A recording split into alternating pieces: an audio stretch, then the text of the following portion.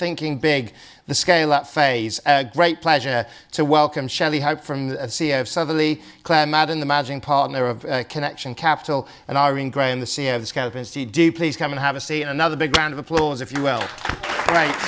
We're going to put Irene there, we're going to put Shelley here, and Claire in the middle. Great. Instant responses to what Helena has said there. Maybe Shelley, start with you. Do you feel something about the moment right now? Yes, I think it's quite complicated, but yeah, it feels like lots of things are changing at once. So you can't quite see where it's going to end up, but it does feel like there's a bit of a shove forward. Just some further thoughts, Claire. Perhaps your thoughts on what you've just heard. I think the environment is getting better and attitudes are improving, but I think it's still down to the individual. Success in life is what you make of it. So it's having the confidence to not think of yourself as a woman, but as an entrepreneur, or an ambitious person in a corporate, or whatever it might be. It's all just your own attitude. So how you self-identify matters. Yep. Right, Irene. Totally. Yeah, I think that I echo that as well. I think who you are as yourself, and your self-identity, and being true to yourself, I think is one of the most important things you can actually do in whatever career or opportunity you're facing. And I think that's really got to be grounded. You've got to have the confidence to be yourself. And one of the things I was picking up from Sam and from Helena is that mentorship. And I can think, I was sitting there actually just reflecting on the mentors I've had through my own career, and how important that has been in shifting sometimes what you do and how you do it. Right. Now, you're all working in different ways with founders in this kind of scale-up journey. In terms of actually the scene, as you're seeing it, sort of the world of scale-ups in the UK right now, Claire, give us a sense of that for us. I think there's, just to make it clear in terms of our investing with our business, we do later stage private equity, so yes. Management buyouts and growth capital. I think for earlier stage businesses, the time has never been better in terms of raising capital. I think there's huge amounts of capital around. Probably one of my big bugbears is the perception of what an entrepreneur is. It's generally seen by the media and our politicians as an individual with an idea. Do investors think differently? Generally, entrepreneurial businesses are started by teams. They are teams of people. So we started our business 2010, there were 4 of us, 2 men, 2 women. And I think the other thing is that if someone, so Sam talked about doing a buyout of the division that is now your business as it stands at the moment. So a management team doing a buyout, are they any less of an entrepreneur than someone that just started with a bright light bulb moment? Right, so we'll get into some of the advice you give in a moment, but Irene, this sense of the actual state of the nation, if you will. I mean, last year, startups dropping formation for the first time in about 5 or 6 years. I mean, what does that say about what it means to scale a business in the UK right now? Well, I think we shouldn't forget that 600,000 startups started last year, which is many, many more than we've had for decades previously. So I think we've had a really great startup nation and entrepreneurship nation since the financial crisis. I mean, Michael, you were involved in that as well, but that's great, that entrepreneurship, that ability to feel that I can run my own business and set it up. What we are not as good at, though, and this is why we'd say it's time to scale now, is scaling those businesses. And that's because, whether it's in the corporate world, the finance world, the public policy world, local environments, we've not been as good at really focusing in on what it takes to help businesses grow. And even when you look back at the 10 years of 1998 to 2008, David Storey looked at 200,000 startups. Only 5,000 of those ever made it to really high growth. Many of them failed. So we've got to look at, if you look at this as almost an inverted triangle, we've got to look at how do we take the businesses that are starting and allow them to scale, and what do they need? And consistently, whether I'm here or in the Nordic regions, etc., talent, leadership building capacity, markets, finance and infrastructure make a difference. Today we're talking a lot about the leadership capacity, and many of our businesses that have started up, who are wanting to grow and are growing fast, want help in that leadership. So Shelley, the challenge is scale, right? So no problem at starting up, but actually growing those businesses, the quality of that stock of businesses. When you think about your own experience, the people that you hang out with, the firms that you admire, what do you think some of the lessons are about really great scale-up firms? I think it's everything that you've just said. I really agree with that. It's very tricky, and actually something that Sam said really resonated with me as well, that sometimes you hold yourself back because you've got this idea of what you should be doing or what your limitation is, or this idea of, you hold yourself back with this idea of what you're going to do instead of thinking a bit bigger. But also, accessing the talent can be really difficult, and there's so many things that you've got to keep you've got to juggle lots of things at once. And quite often for entrepreneurs, however we define them, is sometimes we get into our businesses because we're really good at the bit we do, and we maybe haven't necessarily learned all those other bits yet. But in terms of, back into the issue of diversity for a minute, in terms of that access to talent, yes. How far are we actually searching for that talent in terms of scale-ups? In terms of the actual businesses that need teams to grow, where are you finding that talent? Is it great universities, or is it elsewhere? Me personally. Well, in terms of how you see it, in terms of talent in the UK right now. I think it depends on what sort of business you're in. And I just, personally, I use social media and sort of my own website and that sort of thing, rather than recruitment firms. And I think the problem for me, with recruiting out of universities in a very small business, is that graduates need a lot of support, and they need a lot of sort of hand-holding and developing, and sometimes in a really small business you don't have time to do that. Right. Claire, 2016, 2.2% of all global venture capital to female founders. That leaves a big 97.8% going to male founders. In terms of actually the capital following these talented female-led businesses, what's the change that needs to happen? I think the most important thing for everyone to realise that's running a business or investing in themselves is that an investor wants a financial return. And actually, we don't care whether that financial return is sort of produced by an all-female team or a mixed team or an all-male team. That's what we're looking for. So I would say my experience is actually the female-led businesses, we don't see a lot of them. Can I challenge you on that? So when you see somebody like Larry Fink, the chief executive of BlackRock, the biggest investor in the world, write to chief executives of their investments to say, if you do not perform a social purpose, we will not invest in you. Is that the canary in the mine, or is that just great PR? It's just great PR. It's just great PR. There's no substance to it. Positive, negative discrimination in any shape or form, I just don't have any time for. It is about just being sensible and level-headed and thinking you're on the same playing field as anyone else. And actually, if you've got a great business and a good idea and the ambition and the talent to take it forward, you will get capital, you will get backed.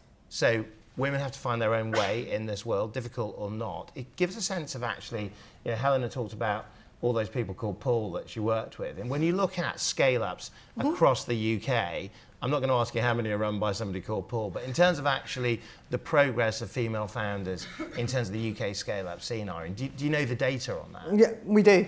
We issued it last week, our ScaleUp Founders Index, Female Founders Index, which I will share with all of you through Sam afterwards. But the thing we want to do is put these businesses on the map who are growing, because that makes it easier for universities and schools to engage with them.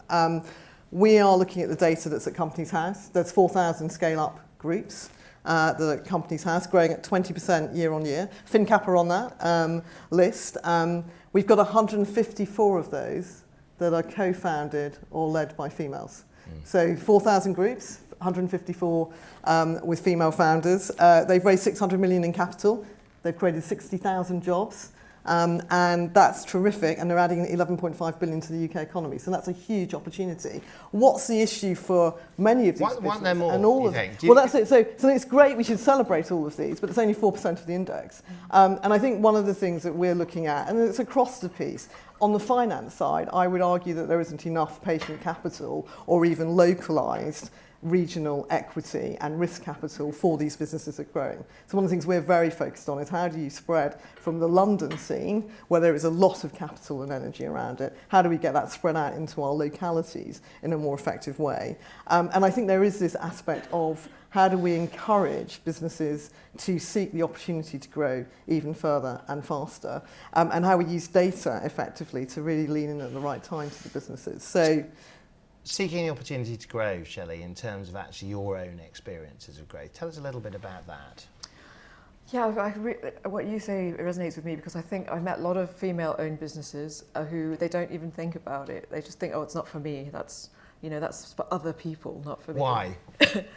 I think it's a little bit what Sam said as well, that they just don't think, oh, I'm not in that club, or it's for other people, not me. I'm not special enough, or not interesting enough, or maybe even they're held back by sort of lifestyle business thinking.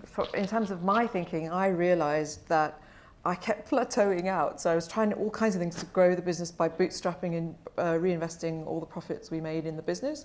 And then what would happen is I'd just plateau and go round again. And I realised... So only so far you can go organically. Right, and that's when I realised, and people had been trying to tell me for quite a long time. They were saying, no, you have to take investment at some point. And I was like, no, I don't want people interfering with me. I don't want people telling me what to do.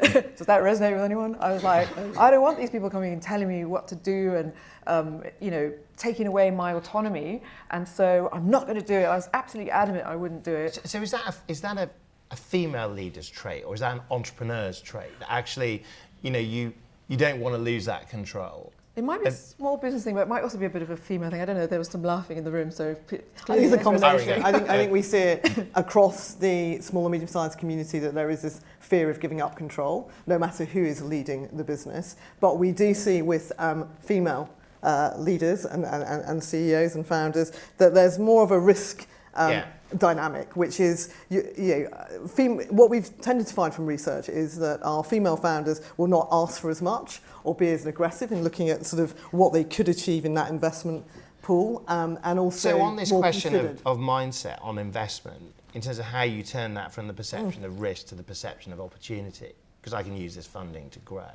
what's the critical change that needs to happen, Claire? I think it's a mindset of risk. There is risk inherent in scaling up. There is. But that seems to be the focus of the conversation.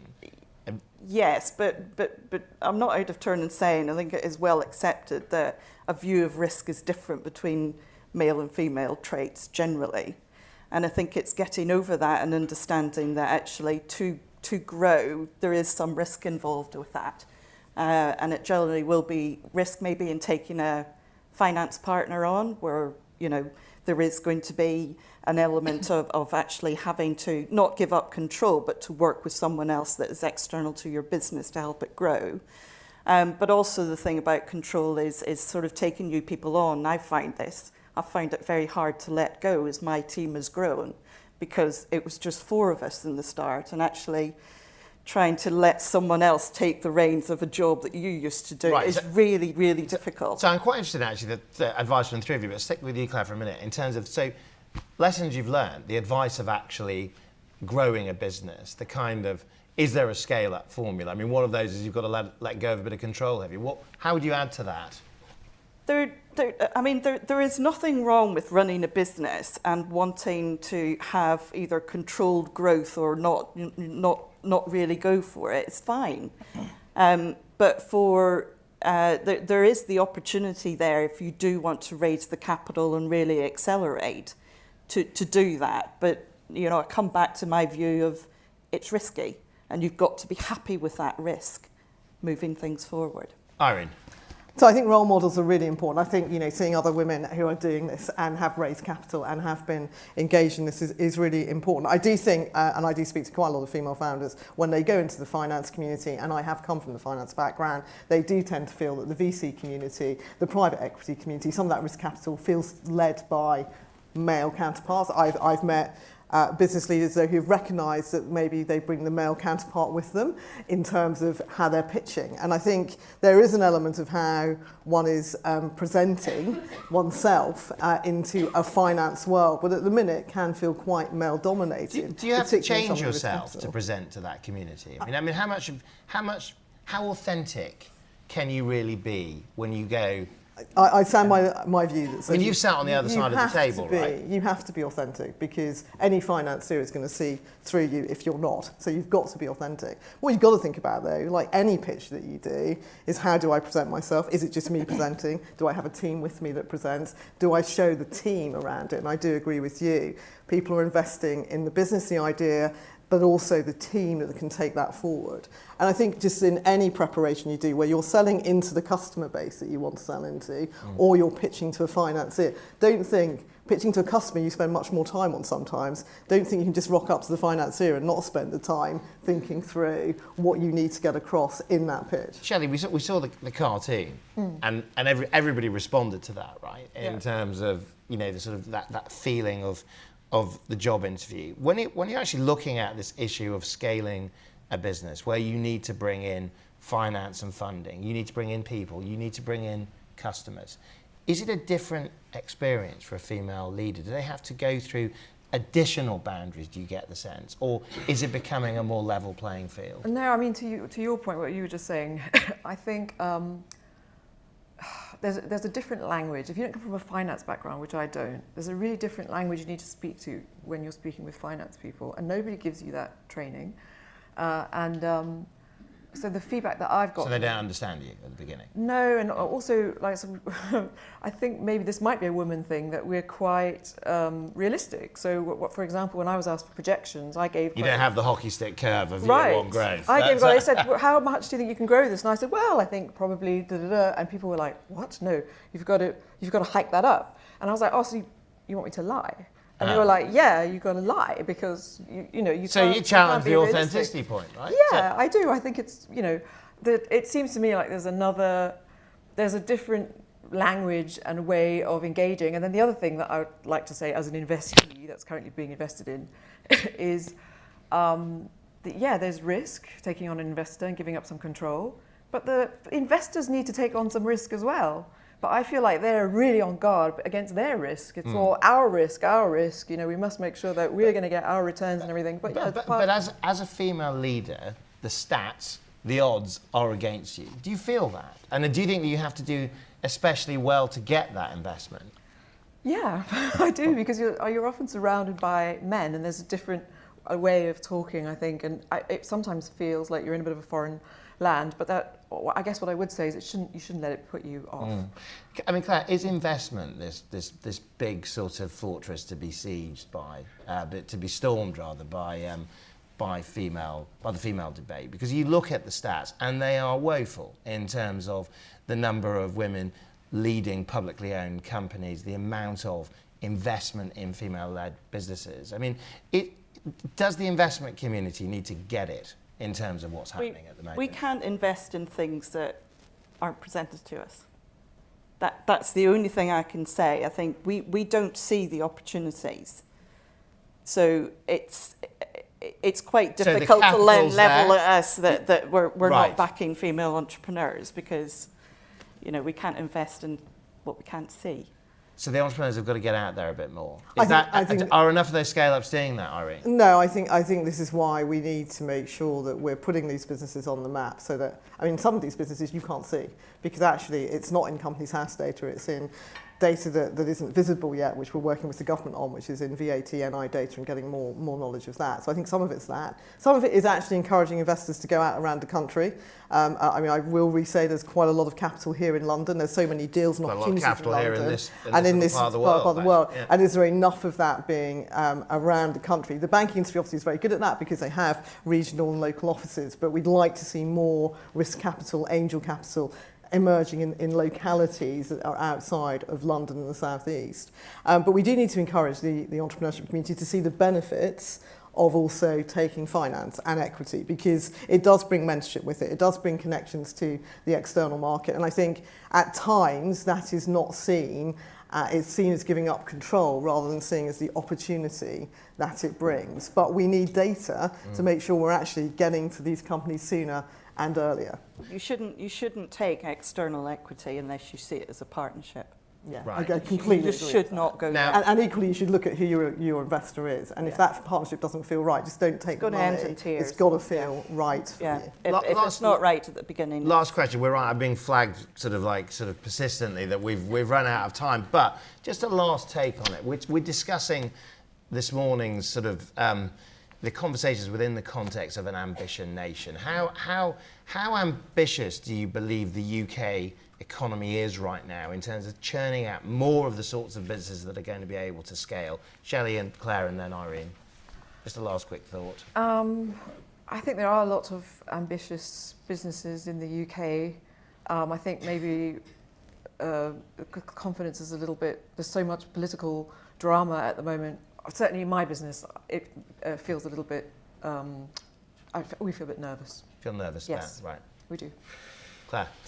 I think the UK has always been an entrepreneurial country with that sort of mindset, and actually I think the availability of capital, if you've got the right business and the right business plan, is absolutely there. So yeah, very positive about it. So the foundations to grow are here, but what happens when a Unilever decides to sod off to Rotterdam as they've done this? Does that change confidence about the ambition to grow across the piece, or It certainly, I mean, we've analysed these businesses a lot in the last year, and the ambition to grow is huge at the moment. I mean, 70% of these businesses that are scaling already and are on that journey of scaling want to grow again, and they want to export more. They're more innovative as well than the companies.